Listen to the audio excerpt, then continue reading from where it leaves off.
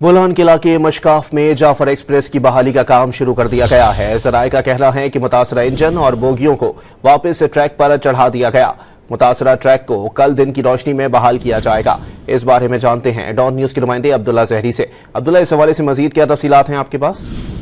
जी बिल्कुल, महकमा रेलवे की टेक्निकल टीमें आज सुबह मुतासरा इलाके बोलान किला के मशकाफ पहुंची, जहां पहले मरहले में मुतासरा ट्रेन की इंजन और 4 बोगियों जो दहशतगर्दी के हमले में डिरेल हो गई थी, उन्हें वापस ट्रैक पर चढ़ा दिया और रेलवे हुकाम के मुताबिक कल सुबह तक मुतासरा ट्रेन को कोयटा के लिए रवाना कर दिया जाएगा, जबकि ट्रैक को कल दिन की रोशनी में बहाल कर दिया जाएगा और कल शाम तक मुकम्मल ट्रैक बहाल होने के बाद रेल कोयटा से बलूचिस्तान के दीगर मकामात और मुल्क ट्रेन सर्विस कल परसों से आगाज कर दिया जाएगा। जी बहुत शुक्रिया अब्दुल्ला।